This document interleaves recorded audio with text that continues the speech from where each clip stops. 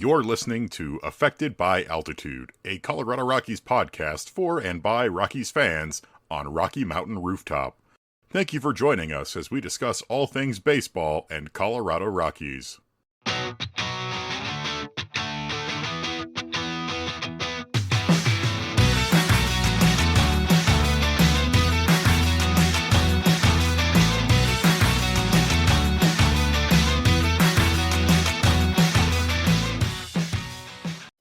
Hello and welcome to Affected by Altitude, a Colorado Rockies podcast on Rocky Mountain Rooftop, proud affiliate of the Fans First Sports Network.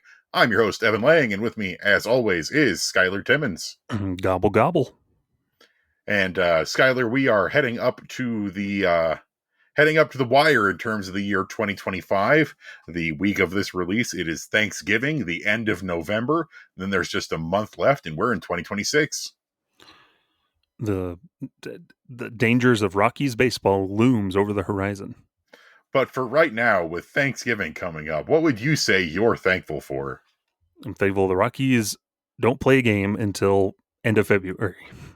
The Rockies allegedly can't hurt us that much for another couple months. Much like the other Denver sports teams, they can't lose that much.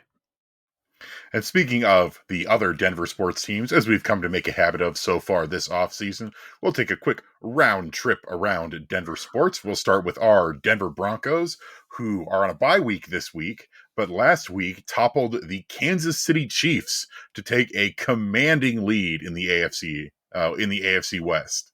Take that, Patrick Mahomes. Arguably one of the better games Bo Nix has had all season, despite the fact that most of the scoring was field goals. The defense did its job keeping Kansas City at bay. And while I don't want to jump ahead and say that this team is going to win the Super Bowl, I do think they have the ability, especially on this defense, to at least make a decent playoff push. Hopefully. Yeah, just keep building that confidence. And if not, you've got to remember that the Broncos are still technically in year 2 of a rebuild. They're still under the cap hit from Russell Wilson. Like, next year is the year they're going to have some actual money to throw around and keep building the team. So it's going to be interesting to see what they do regardless of how they perform in the postseason this year. Yeah, but hey, they're on the up and up. That's good. You just hope that some of the coaching staff that's really helped them get to this point don't get lured away to go be head coaches somewhere else. Yeah, lots of rumors about quarterback coach Davis Webb being hired away to be either a coordinator or a head coach this cycle. It's going to be interesting to see what happens. But currently also, the Broncos have a real shot at being the number 1 seed in the AFC. They're tied by record with the New England Patriots because what is old is new again. And with a Kansas City win over the Indianapolis Colts today, that gives the Broncos some ammunition over the Colts in order to potentially be that first seed in the conference. Neat. Pretty neat. Talk real quick about the Denver Nuggets. They had their 7-game winning streak snapped in a loss against the Chicago Bulls. Came back ahead and got a couple wins. Unfortunately, lost last night against the Sacramento Kings. And a big part of it is that in addition to Christian Brown being out with that ankle injury, we have now lost Aaron Gordon with a hamstring strain that's going to keep him sidelined for 4 to 6 weeks. And so in the span of about 2 weeks, the Nuggets have lost 2 of their most important players, especially when it comes to their defensive identity. And it's going to be tough, especially when, even Nikola Jokic will say the Nuggets have been playing well, but they've not been playing to a standard that they should be. Jokic coming out and saying, we could still be playing better even if we're winning all of these games. And that's going to be tricky. Yeah, it's going to test their depth because they're already running low on the short bench. So, yeah, it's going to be a test for them. But it's a good chance for some guys to start stepping up. Maybe this is a chance for Cam Johnson to start settling into something, start shooting more, and the rest of them some of those youngsters that are second, third year type players can start taking advantage of the opportunity. Peyton Watson's been playing well, doing some good stuff. And, I won't worry too much about them. They'll chug along, but yeah, you just got to endure this time without those guys. Yeah. No team stays healthy for the entire season. It's just a bummer. It's true. And then finally, with our Colorado Avalanche, they continue to be trucking along. Tonight, on the Sunday that we're recording this, they're about to play number 2 of a back-to-back. Last night, they played an ugly game in Nashville, still won to continue their winning streak.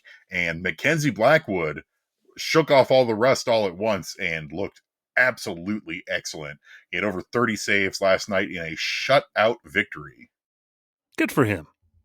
I It's couldn't nice watch to it because I didn't have that access to that altitude channel. it's nice to have him looking back up to form. He's had to shake off the rust after having that offseason injury to deal with and some of the other stuff. But the Avs are in a really good place right now when it comes to goaltending, because it's not you have a starter and a backup. It's you have 1A and 1B. And that has been a formula for success for this team. I think back to the 2022 Cup run where we had the 1A, 1B of Darcy Kemper and Pavel Francouz, who, without Frankie, I don't think we win that Cup. Where, Kemper he got poked in the eye during the first series and then was out for an entire series. And it was Frankie who stepped up and kept us in this. And it's the same situation here where we have just two very well performing goalies, and you love to see it, especially when the power play is still bad, but the offense for the Avalanche at even strength is an absolute machine, one of the best in the league. Mm-hmm. So the goal is don't let the other team get a penalty. Pretty much.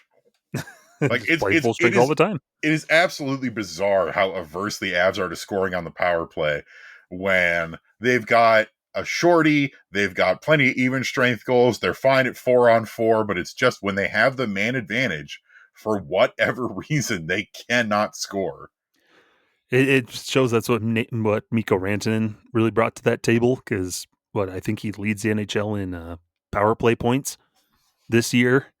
And so, dang, you're missing somebody who really thrives in that situation. But it's okay. Maybe sometimes it's like, oh, Nathan MacKinnon, you could be a little bit more aggressive because you want to pass and whatnot. And like sometimes when they get in that 5-man in that power play situation, they'll become a little bit too passive because they're good. They're good teammates and they're smart players, but sometimes they could be a little more selfish at times. Yeah, you're watching them pass the puck around, you're going, shoot the puck. Okay, now shoot the puck. Okay, now shoot the puck. And then a pass, somebody blocks a pass or something and it gets cleared out of the zone, and you go, should have shot that puck. Yeah, it's always a slap shot, but it's a little deeper in the ice. You're like, yeah, you could get closer. Look for something, get a ricochet in. But hey, they're doing good. Only one regulation loss still, so. Yeah, after more than 20 games, it's absolutely insane. But overall, things rocking and rolling along with Colorado sports. So let's get back to our very own Colorado Rockies. And Skyler, this week was important for a couple different reasons. Mainly the need to protect your players in the Rule 5 draft and solidify your 40-man roster with those roster protections, and then the non-tender deadline. And for the Rockies, it was a fairly eventful week. They protected 3 players at the Rule 5 protection deadline. Outfielder Sterling Thompson, pitcher Wellington Herrera, and pitcher Gabriel Hughes. No real surprises there, but what are your thoughts? Yeah, Hughes and Herrera, they seem like no-brainers. I think Hughes, especially this year, really pitched himself into that spot because, coming off that year of Tommy John, this is his first full healthy year. And I think he really proved himself to the team.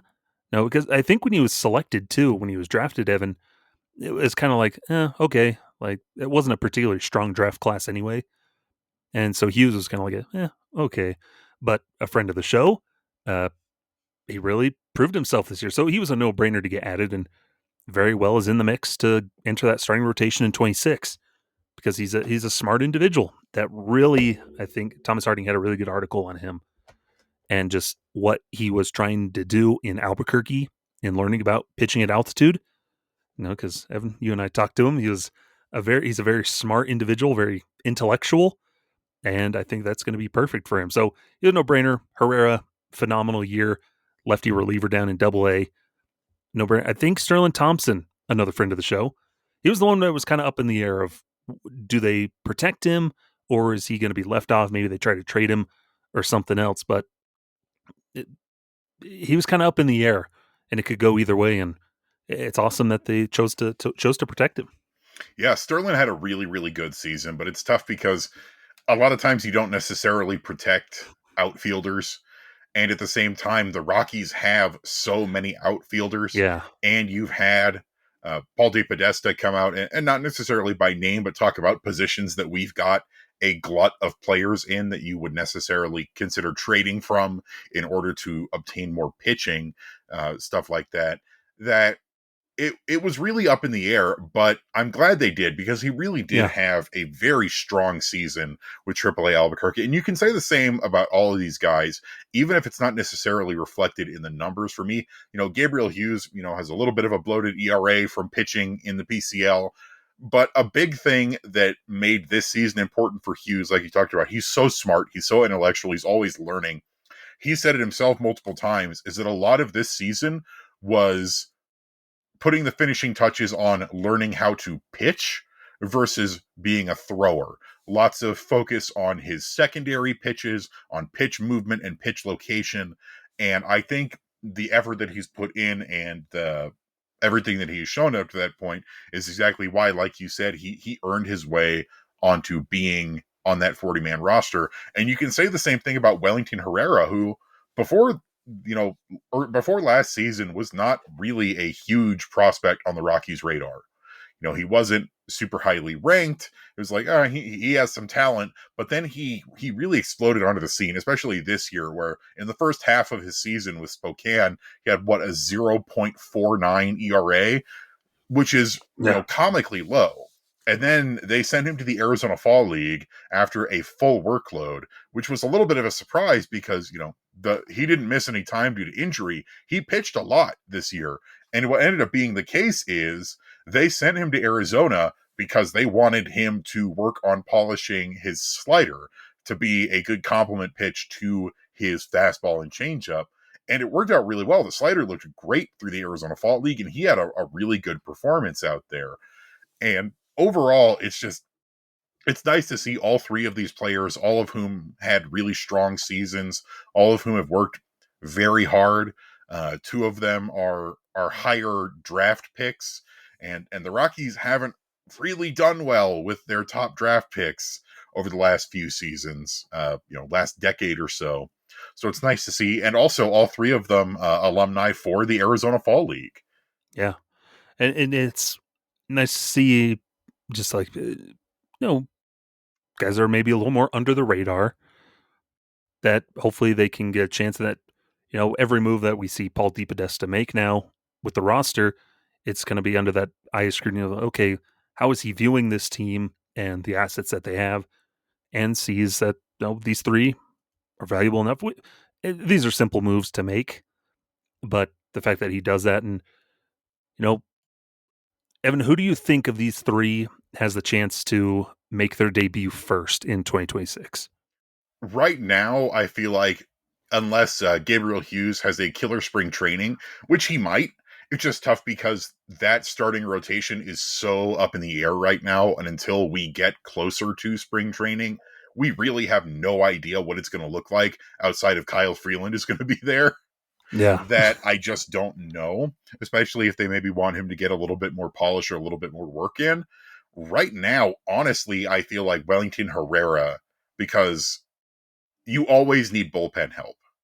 Mm-hmm. And I feel like right now he's probably got the biggest chance to debut first, but Yeah. it's tough. We've seen the Rockies pull straight from Double A few times, and even last year they did it with McCade Brown, they did it with Angel Chivi. So it's going to be really interesting, but I do think it's going to be one of the pitchers. unless there are some transactions later on this offseason to Yeah. offload some outfielders and make some room for Sterling Thompson. If the Rockies do end up trading any more of their outfielders, I do think that gives Sterling a pretty good shot to make the opening day roster. Yeah. Something that just comes to mind, think about no AAA Albuquerque and, calling up guys straight up from Double A is I think Paul DePodesta is going to approach Albuquerque in a different way than perhaps the team has in the past, where it's a high altitude. A lot of the PCL is. That is the groundwork of where you need to solve pitching. And I think Gabriel Hughes is kind of an earmark for that, kind of the poster for that. Because again, go look back at that Thomas Harding article with him on MLB.com. But he talks about that stuff and just the approach and mentality of preparing to pitch at this high altitude and going to a lower altitude. And you know, Gabriel talks about knowing that he needs to have a multiple pitches. He was working with 5 pitches, and okay, I'm going to utilize some of these. These work better at lower elevation or lower altitude, lower elevation. These ones work a little better at a higher elevation, and I think that is the benefit that Albuquerque can be. That the Rockies, it's been emblematic of why the big league team has been bad, why the AAA team has been bad. Is it goes back to the pitching, and they haven't figured out how to develop pitching at altitude. You have the perfect place to do it.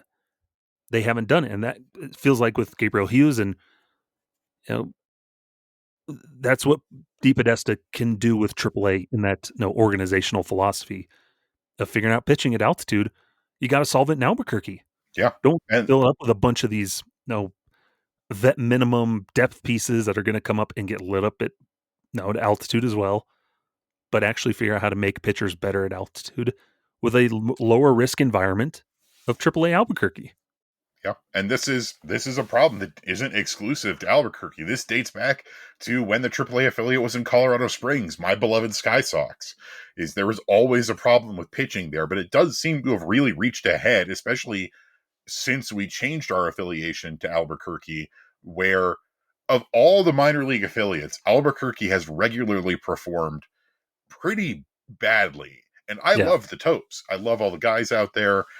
They're a fun team to watch, but pitching especially has been Yeah. brutal. And I think you're right in DePodesta showing that there's going to be a focus on Albuquerque because one of the first casualties of DePodesta coming in was that pitching coach Chris Michalak was fired from AAA Albuquerque. And you look back at his tenure, he's been the pitching coach there for 3 years, and in each of those 3 seasons, even in a hitter friendly environment, the Topes were at the very bottom when it came to team pitching ERA. It was Yeah. bad. And Yeah.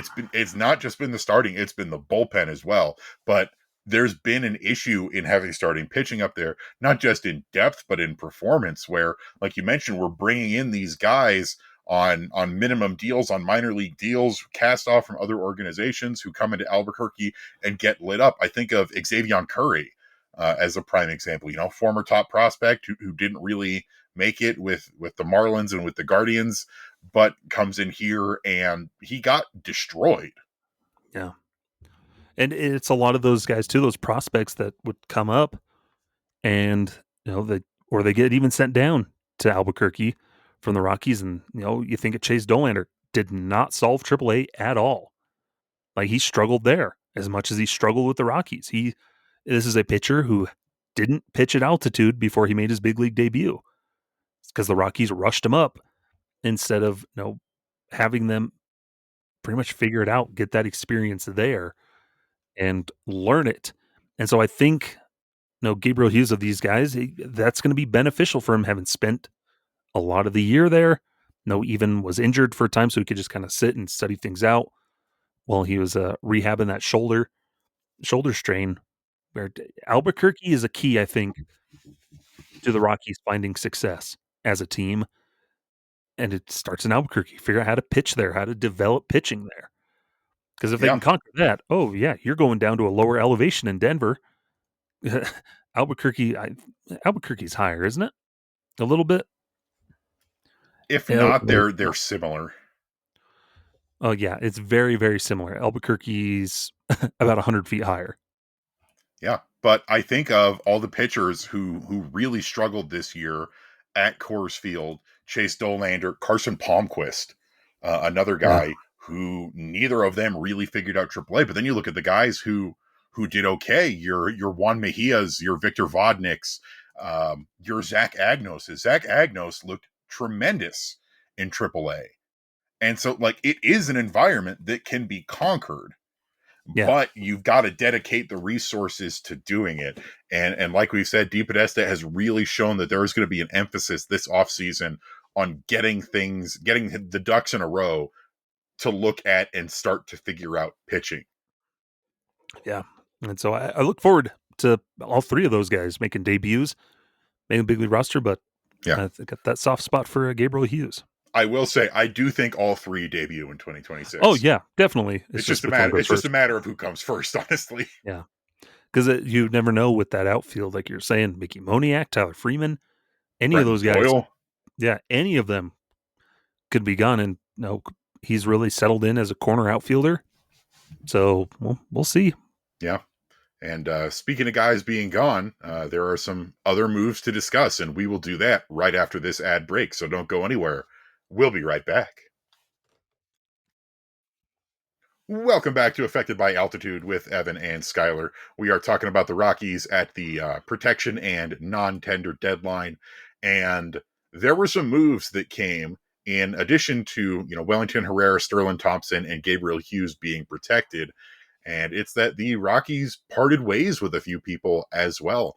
And the guy that we're going to start with is, unfortunately, we've discussed at length the amount of outfield depth the Rockies have, and they tapped into the little bit. And a friend of the show, Braiden Ward, is off to the Boston Red Sox organization in exchange for left-handed veteran relief pitcher Brennan Bernardino. Bernardino. It's a tough one. Yeah, Paul DePodesta's very first official move as president of baseball ops for the Rockies. Like this is his first move in 20 years as the head of a baseball team, front office, and not too shabby. Like it's not an awful move. No, of course we like Braiden Ward, friend of the show, but it's understandable. There's just no place for him on this roster. When if you go back and look at our rooftop mingle, I think he understood that because he didn't have the high pedigree as a draft pick. What did you say? You basically signed for a chicken sandwich. Yeah. What he said. He signed for a chicken sandwich, and Bill Schmidt forgot his name. Yeah, didn't know his name, but so it's awesome that he now has this opportunity to hopefully find some with the Red Sox and find a place on their roster because there's just no place for him here, unfortunately. Now, as much as I love the tools that he brings, like the speed and everything else, and the hit tool, like it just there's no space for him on that 40 man and in the mix of that outfield. And so that's awesome that they get something for him instead of just cutting him loose because there is value in him. And it's awesome. I'm glad that the Red Sox see that value, and I hope he gets an awesome opportunity there. Yeah, I've been talking to some of my Red Sox friends and tell them it's like you're getting a really good one in Braiden Ward, someone who I legitimately think fits in very well with this current Red Sox organization. They've got a lot of guys who are quick. They've got a lot of guys who are base stealing threats, and right now there's been a pretty heavy focus on outfield defense, which is another thing that Braiden Ward provides in spades. He is a good player, and I do think that with the Red Sox, he has an opportunity to make his big league debut.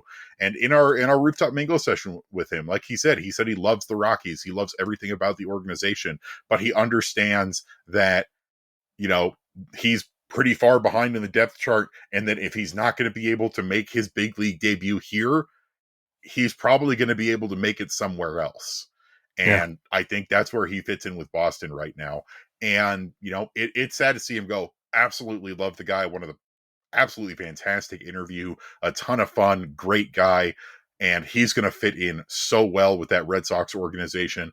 But at the same time, it's a move that makes sense for the Rockies. You are tapping into something you have incredible depth at right now. You have so many outfielders, and getting something that you don't really have which is solid bullpen lefties.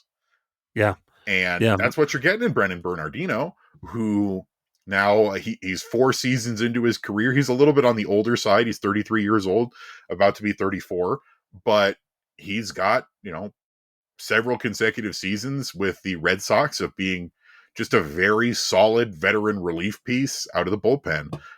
2023, 2024, 2025 with the Red Sox, he has a combined 3.46 ERA, had a 3.14 ERA last year in 55 appearances. He's got decent strikeout stuff. Uh, he's basically a perfectly cromulent veteran lefty, and especially with some of the trades the Rockies made last year and some of the other issues that we've had in the bullpen, we really don't have much of that. We really don't have that many lefties to begin with, honestly. Yeah, and that's been the constant struggle for the Rockies and the lefties they have had. No, for the most part, especially this past season, Scott Alexander did not work out. But otherwise, it's a lot of rookies. And coming into this next season, you've got you've got Luis Peralta, and that's kind of like the main one. And then some other guys, Carson Palmquist fits in that mix. And now, who knows? So to get a veteran guy who's been around for a couple of years, has had success, nope, not too shabby. And hey, if it works out at the deadline, you can flip him for something. Yeah. And so this is a harmless move that's not bad. Come midsummer, we can look like that was a pretty good move. And now we can trade him and get something else. Cost effective. He's in his first year of arbitration as a Super 2 player. He's 33, like you said, almost 34. So pretty cheap, I would assume. So, the Rockies aren't spending a bunch on a guy who's been good. No, there's not a lot to be angry about with that move. Like it's a nice, solid little move. Yeah. You know what it kind of reminds me of is the Jimmy Herget acquisition Yeah. last year. And you know what? If he can pitch even half as good as Jimmy Herget did last year, then we're in business. Yeah, I'm going to try and pull up his StatCast page because I'm just curious what he did last year or what he's done in his career. Oh, there you go. StatCast already has that photoshopped Rockies hat on him. Perfect. But yeah, no, you look at it, there's some good bits of pieces there on his percentile rankings. But he's got that sinker curve, change cutter, slider mix, so he's got a good mix of pitches. It's going to use a lot of. It's kind of a prototypical old school Rockies pitcher of this guy's going to throw sinkers, throw junk, and try and get those ground ball outs. But it'll be interesting to see how it works out. He's not a hard thrower. Hits 90 on that sinker. So he's going to rely a lot on those junk pitches, secondaries, try and generate swing and miss, which he has done a bunch with his curveball and changeup and that slider. So Yeah. an interesting. It's a mold that fits much better in the bullpen than it does in the rotation, which the Rockies have. We've talked about ad nauseum. The Rockies trying to shove everybody into that sinker baller, weak contact, ground ball out mold, including their starting pitchers, and it hasn't really worked there. But it works a lot better for guys like this, your single inning bullpen guys who aren't going to have to face the lineup multiple times through. They're there to get 3 outs and then they're done for the day. And so I think overall it's a really solid pickup. Yeah, it's just going to be, I think, the thing to look at as usual with sinker ballers in general. A bit of a high walk rate for the most part. He carries a 10% walk rate. Just this past season was at 11.6. So a little on the high end.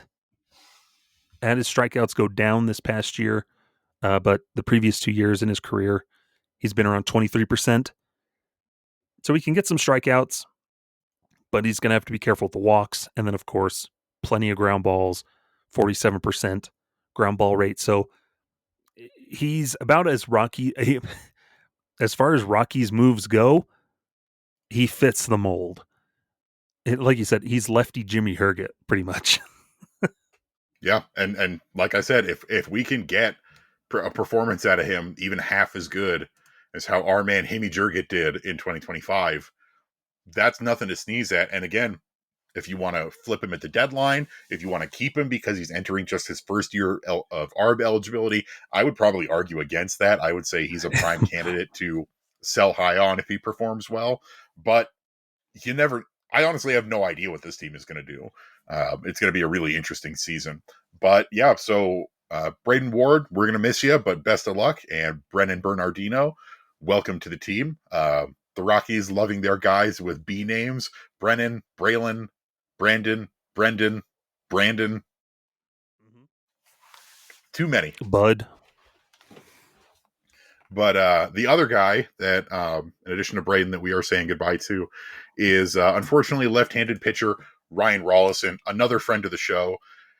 This is a move that makes sense as well.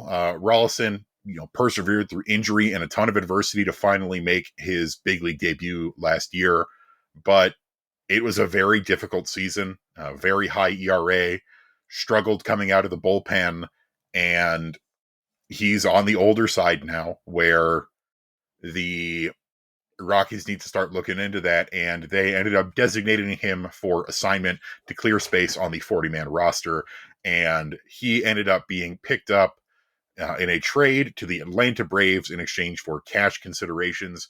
And you know what? I think that is a fantastic landing spot for him. Yeah. The Braves have done really good with pitchers, not only their own prospects, but with reclamation and development projects as well. And I think this is going to be a good spot for him. And he's another guy. We're just wishing him nothing but the best.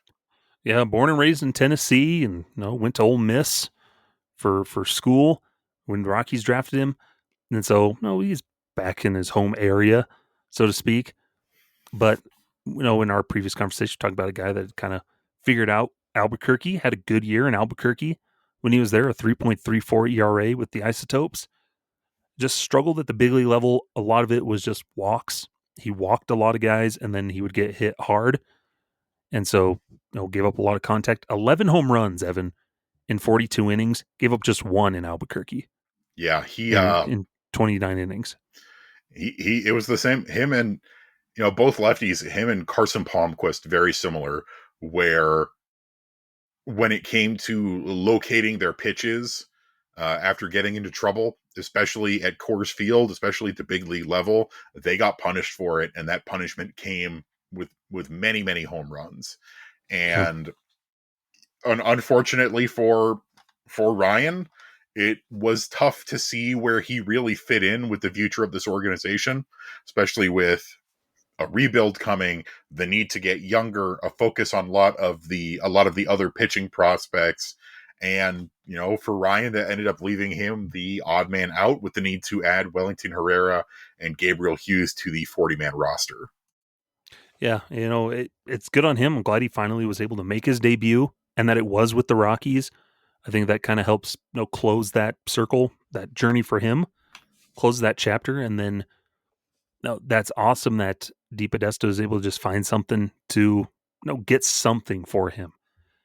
Cash consideration trades, you never know how much cash you're actually getting and whatnot. But, it nice and simple. It gives him an opportunity elsewhere. He doesn't have to go face through the scrum of free agency for the moment. And hopefully the Braves can figure out something for him and help improve him. And he gets that opportunity to continue to build on his career. 28 years old, there's still plenty of time for him to figure something out and find a place for himself in a big league career. But yeah, good for him. Glad he's getting that opportunity. And I think what's really going to help is that it shows that while he may not fit in with the Rockies, that there was somebody out there who wanted him. Like, even if it's only for cash considerations, the Braves wanted him. They did not want to wait. They wanted to just go ahead and grab him when he could have cleared waivers. We'll never know. But I think that helps a lot, especially confidence-wise, of, you're getting let go, but at the same time, the Braves want you. And the Braves are a good team. Yeah. Yeah. And, he's just cheap. He wasn't going to be making much on a contract this year. But the fact that, okay, now we DFA'd him, designated him for assignment, but now he's traded over to the Braves, and I guess that puts him on their 40-man roster? It would, yeah. It would. I believe so, yes. Yeah, so he gets to go back, stay on a 40-man roster with the Braves for now. Like, hopefully things work out for him, and best of luck down in Yeah, over in Atlanta or with the Gwinnett Stripers. just another guy we'll be rooting for. Mm-hmm. And then that leads us to our final departure of this window, and that is unfortunately, but not surprisingly, first baseman Michael Toglia, who was designated for assignment when it came to that protection window in order to clear space on the 40-man roster. It would appear that he went unclaimed on waivers, and then on Friday he was listed as the Rockies' only player to be non-tendered and officially made a free agent. Um, and unfortunately, like I said, not really much of a surprise. I will say it's a little bit shocking to me that not a single team went tried to grab him on waivers or anything like that. Yeah, I don't know. Michael Toglia, what a fascinating, just fall from grace, and just frustrating because after that phenomenal breakthrough last year, okay, this was going to be the year, and just to fall flat that he did, it's just frustrating and sad, and fortunate that it worked that way. But the Rockies, I think, they realized there's just way too much swing and miss. And I think across the league and baseball in general, they're not willing to really pay top pedigree or anything for someone that has a ton of swing and miss. And I mean, look at Joey Gallo, who fell out of graces of the league very quickly because he couldn't, change up his game to adapt. And he had to And become now a he's pitcher. now he's trying to make a comeback as a pitcher. And so Tolia, all those good things he did last year just did not carry over into this year. And I think we talked about it, Rockies ran out of patience with him. Yeah. And And it's tough because with Toglia, you could forgive some of the offensive stuff because he was supposed to be a premium first base glove, and he struggled defensively this year. He was not nearly as sharp with his glove work as we have seen him be. And you add that on to all the other issues, the swing and miss, the fact that he was striking out at a rate that if he had stayed with the big league club, he probably would have broken Mark Reynolds' strikeout record. Like that is what he was on pace for. The fact that, yes, he was hitting some home runs, but really not often enough and not that often. And also, and I hate to say it, but I feel like Tolia also kind of did this to himself, where we heard time and time again, ways that it seemed like he was pushing back against coaching, pushing back on the ways that you would want to see him improve, where he's saying things like, oh, the team wants me to cut back on my aggression so I'm not striking out as much, but I think that's bad to get, what did he say, to get cute with it. And yeah. they gave him, multiple sabbaticals of go do cage work, go down to AAA and try and get right. And we never saw the improvement. And that's what was surprising me, especially after last year, where it was he got sent down. And then when he came back up, it really felt like him saying, you're never going to send me back down again because now I've got this thing figured out. But then a slow start turned into a slow rest of the season, turned into multiple demotions, and now we're here where ultimately I think this is the right decision for both parties, where it's time to move on, especially with Charlie Condon getting closer and closer to being ready to take over at first base, but also that he just doesn't fit anymore. They, like you said, they ran out of patience with Michael Toglia, and that's sad. And we love our big mongoose, and I hope he can get a minor league deal or even a major league deal with some other team, and maybe this can be a wake up call for him of really putting in the effort to do what needs being done to fix, because he's got holes in his swing like we've seen with Ryan McMahon, but striking out way more, and the inability this year to draw walks. Like that was his big thing in 2024, was he stepped back and started drawing a lot of walks, and he just did not do that in 2025. Yeah, and it's that weird thing of what was the disconnect between the minors and the big leagues, because you look at his AAA numbers, another phenomenal year in AAA for Michael Toglia. The Hitting God home King of runs. Albuquerque. Yeah, he's hitting home runs. He's driving in runs. He's doing all these things. A good average, drawing walks. No strikeouts were pretty much the same as they had always been in the minor or in those years in Albuquerque where, yeah, he'll strike out a little bit more, but it's nothing crazy. And he walks a bunch and hits home runs. Like he was doing everything in Albuquerque, but as soon as he puts on that Rockies uniform, it looks like he hasn't swung a bat in his life. And I don't know what that disconnect is, whether it's just a stubbornness to adapt to the big league pitching in the preparation. I don't know. And whether it's the team failed him, he was stubborn, all these different variables where, yeah, it's just a match that just did not work anymore. Yeah, And I think ultimately it was both, because we know that the Rockies player development is pretty bad, but at the same time, we've talked about it time and time again, is the best big league players are constantly learning and improving and working. And it's tough because now Michael Toglia is another in a long line of Rockies first round picks that just didn't work.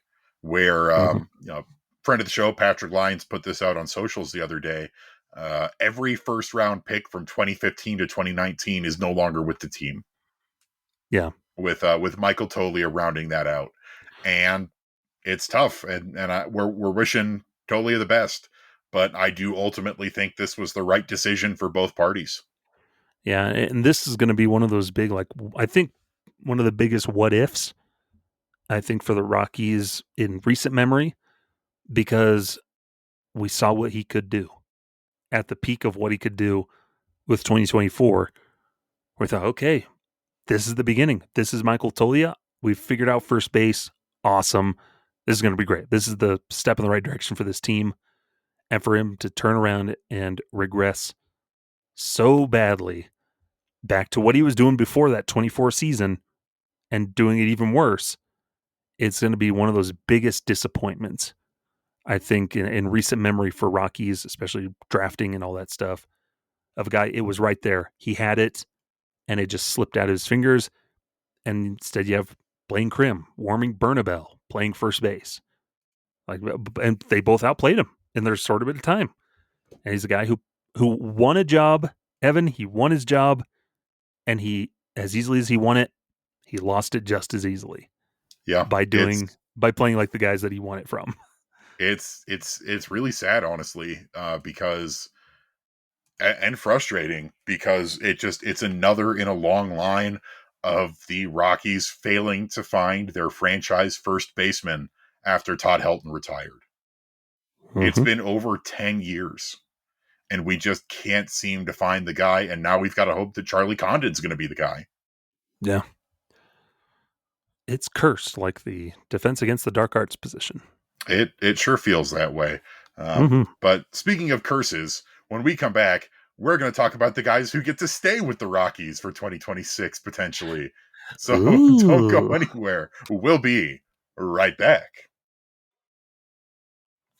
Welcome back to Affected by Altitude with Evan and Skyler here for our final segment of this week's episode.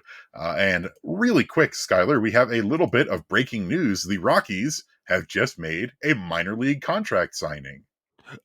The Rockies have signed left-handed pitcher Adam Lasky to a minor league deal that includes a spring training invite. Lasky is a 27-year-old, most recently of the Miami Marlins, where he spent last year splitting time between AA Pensacola and AAA Jacksonville. Good for him. I thought you were going to talk. The other guy, yeah. No, I thought you were going to talk about the trade that the Mets and the Rangers just did. Oh, what did the Mets and the Rangers just do? Oh, well, the Mets are sending Brandon Nimmo to the Rangers, and the Rangers are sending Marcus Semien to the Mets. What? Mm-hmm. Wow, that is a shocker, actually. But honestly, that's more of the Rangers. The owner said that they were cutting payroll this year, and so far they're making good on that. They non-tendered Adolis Garcia and Jonah Heim, two crucial pieces of their 2023 World Series championship. And now we see the departure of their very highly paid second baseman, Marcus Semien. They're trading guys like I do in MLB The Show franchise. I And signed them to those big contracts a couple years in. I trade them away for whatever. I don't love a fit for Brandon Nimmo on the Rangers, but I do see why you would want to trade Simeon, especially with the amount of money he is still due. And he had a tough year last year. Both he was still very solid defensively at second base, but really struggled at the plate. Mm-hmm. And maybe it's them hedging their bets of Pete Alonso a little bit. Of like, oh, we might not get Pete Alonso, but let's add a power bat potential. Yeah, very strange. Very, Mm-hmm. very Yeah. strange. Interesting stuff. But yeah, anyway, Adam Lasky, good for him. Welcome to the Rockies. Yeah, very we had a couple weird minor league signings now of guys who are a little bit older. Lasky is 27 and still in AAA. He has yet to make his big league debut.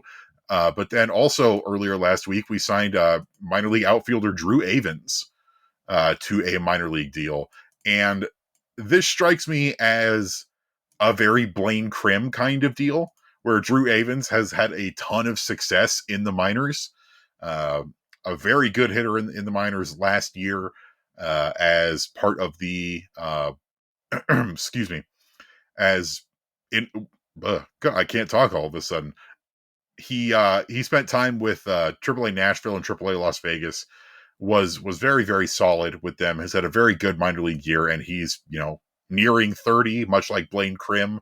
It strikes me as a depth piece, and it's the same for Adam Lasky, who has some interesting stuff.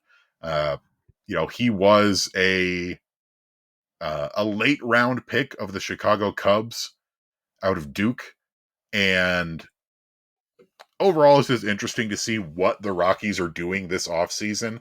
I have no doubt we're going to see more minor league signings and spring training invites, but these are our first two.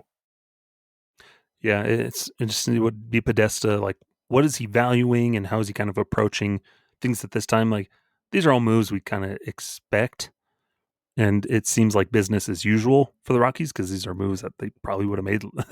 These are the types of moves they make every year. So we've acquired a random, kind of veteran reliever. Okay, we've checked that box this offseason already, Evan. We've non-tendered a highly touted first couple of first round prospects. Okay, we've checked that mark. We've agreed to arbitration deals with most of our arbitration eligible people. Okay, that mark's checked. So what's next on the checklist? I wonder. Yeah, Signing a it's random free agent to play a big part, and then he's injured most of the year. or do we trade someone who has previously had a really good season but then had a bad season, like Brenton Doyle, for example? So it just Mm-hmm. makes me think of the Nolan Jones trade. But yeah, so there's two new faces on the Rockies roster, and then like I said before, my incredible segue earlier, the guys who are cursed to be sticking around at least for now. The Rockies tendered contracts to all of their other available players for this year's non-tender deadline. So that is Mickey Moniak, Brenton Doyle, Tyler Freeman, Jimmy Herget, and Ryan Feltner. No And numbers Brennan or any. Bernardino. Brennan Bernardino. No numbers decided on yet, as far as we are aware. Originally, Manny Radawa of MLB.com reported that they had come to final agreements on contracts. That was later corrected, saying that they've tendered the contracts, but the numbers haven't been agreed upon yet. And there is still plenty of time before the arbitration deadline to get those numbers hammered out. And the Rockies honestly usually do a pretty good job at getting that done. Yeah. So, not something I'm particularly worried about. But Yeah, because and it's like you think of all these guys, and like most of them don't really have much room to argue for a pretty big salary, so to speak. Like, yeah, Doyle has some of the pedigree of the Gold Gloves, and Moniak had that breakout year, but you think all these guys, they're not really in a place maybe to have much leverage to really fight it out in arbitration. So no, I'm pretty confident none of these will go to arbitration. They've gotten like what till January to sign a deal, yeah, which they will. So I won't worry about that too much. And none of them, I don't anticipate any of them really being that expensive. yeah. so to speak. The guy with the highest projected number is Mickey Moniak at 4.2 million, which is a bit high for a guy who profiles right now as a bench bat and fourth outfielder. But we do know that we're going to see plenty. If Mickey is with the Rockies in 2026, we're probably going to see plenty of him in right or left field, perhaps even center field, depending on what happens at some of the other positions. But I think that the Rockies are able to come to terms with him on something a little bit lower than that. Honestly, the only guy who I feel like could argue for getting a little bit more than is projected is Jimmy Herget. Jimmy Herget projected at 1.5 million, and he was one of the Rockies' most valuable players in 2025. He was excellent out of the bullpen. He was one of arguably the best relievers in the league, despite playing half of his games at Coors Field. And I could argue that he's got the most leverage to go, I think you should pay me a little bit more for this coming season versus all the other guys. Brent Doyle's at like 3.2 million. That's totally reasonable, though you could probably go a little bit lower because he had such a difficult season. Ryan Feltner, 2.3 million. Felty had the back injury and other injuries that kept him off the field for the majority of 2025. It's just, there's really nothing particularly controversial or weird on that, especially when the other guys that we had to think about, that maybe you would have had to put some serious thought into, your Thairo Estradas, your Lucas Gilbrist, they're both gone already. Yeah. And I think too, you look at them and I'm sure there's people like, oh, I would have non-tendered a bunch more of these people. This is pieces where DePodesta is still trying to figure out and get to know the organization and the roster. So yeah, keep these guys around. Plan to plug them in. If something materializes over the offseason, okay, then you can trade them in spring training, whatever. But it's making, in a sense, less work for him to try and figure out what to do over this offseason. Is you keep these guys around, tender them the contracts, and you've got a good bullpen piece still. You've got a guy who projects to be in your rotation, a couple of utility outfielders. Now Doyle, still plan him on as your starting day center fielder. So we'll see maybe more moves. We'll see once like or the winter meetings come around. But no, these all seem like no-brainer moves. Yeah. Well, like you said, the harder decisions had already been figured out. Estrada's gone, Gilbreth's gone, Hilliard's gone, like a bunch of those guys. So yeah, not too shabby. And most of those moves were made before Paul DePodesta took over because they were a lot of no-brainer moves. It was a no-brainer to move on from Orlando Arcia and Kyle Farmer and Thairo Estrada. And right now, like you said, you're giving Paul DePodesta just more time to evaluate what he's got, because we've got plenty of time until the arbitration deadline. You've still got these guys locked down as assets. Trades may materialize. They may not, for either guys on this list or other guys on the team that then you plug these guys into. Maybe you trade one of your outfielders and that gives Mickey Moniak more starting time. Or maybe you're still not sure about second base with the season that Adael Amador had, and you want to see if Tyler Freeman can play a little bit more second base in 2026 or something like that.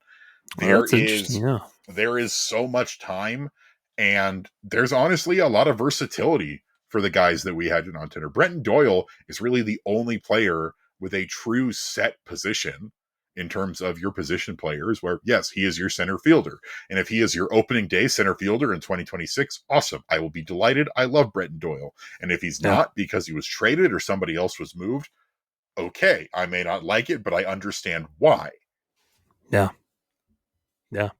And I hadn't thought about Tyler Freeman playing second base, but there's your in-house option to try and solidify second base a little more. So good on you there, Evan. Yeah, this is what I'm writing about for my Monday Rock pile. So I've been going through all these scenarios, and for Moniak, it's the same for both Freeman and Moniak. They both had very good offensive seasons, and you don't necessarily want to lose their bats, even though their defense wasn't that good. But you also expect both of them to put in some work this offseason to continue working on their defense. I know that's something that they really want from Tyler Freeman, is to keep working on his defensive skills.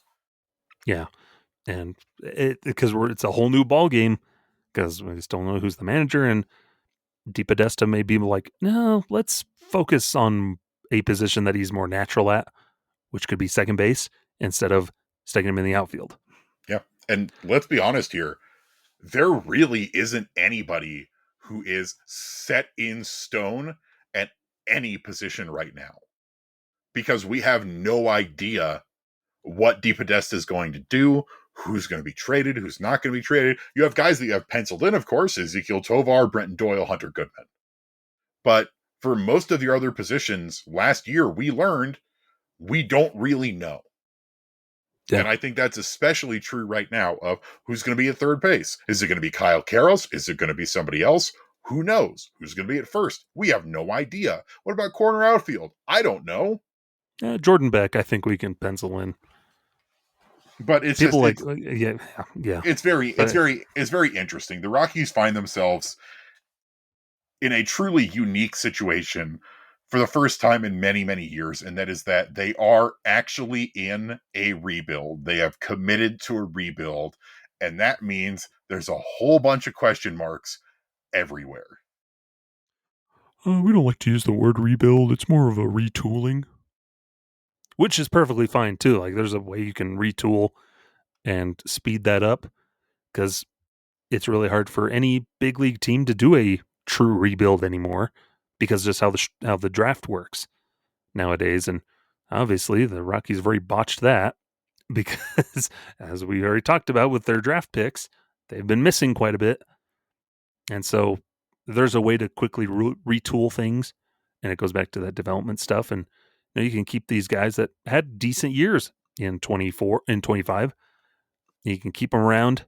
I think Doyle, there's still room for him to grow, and so you can get back on track this coming year.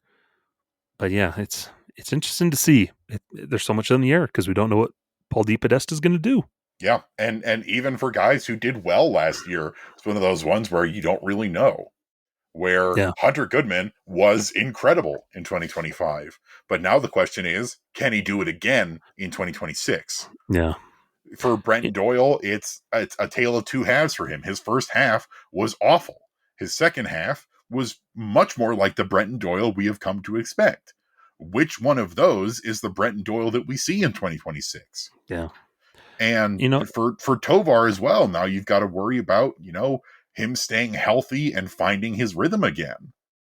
Yeah, and stop striking out so much, which he was starting to do last year too. But Evan, as you look at all these moves that DePodesta has done, has it stood out to you any different than if Bill Schmidt was still in there? It's tough to say because, like I said, a lot of the early moves are moves that were going to get made regardless. Yeah. And for these new moves, I think it's too early to tell because he's only been installed for a couple weeks and there haven't really been any major moves. We both expected that Michael Toglia was probably gone. I don't think that's a surprise at all. We like you said, keeping these guys, tendering these guys contracts, kind of a no-brainer, and none of the dollar amounts are really all that insane. There's really only been the one major trade, and that is sending, Braiden Ward over for a left-handed pitcher, and that's one of those ones where, like you said, that kind of feels like your standard Rockies offseason trade where you're, checking off one of those boxes.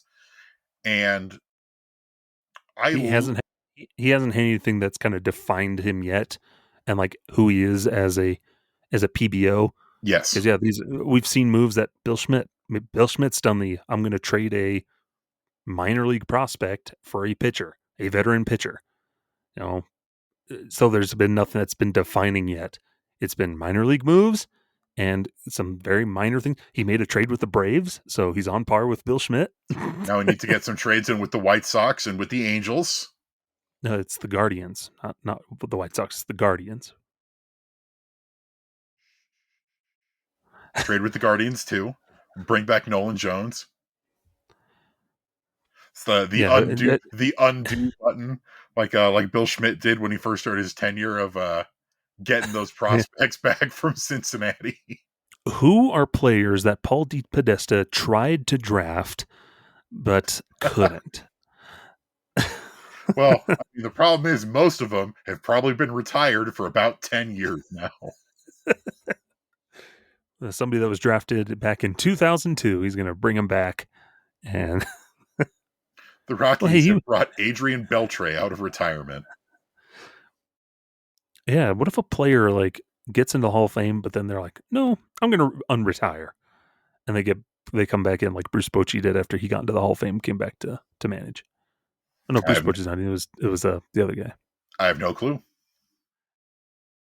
I don't know how that works. Wouldn't that be interesting? Like Adrian Beltre, because like Ichiro, he could come out of retirement tomorrow and start it in right field for the Mariners and probably go 2 for 4 when he's not busy playing full spirit against a team of high school girls in Japan. Yeah.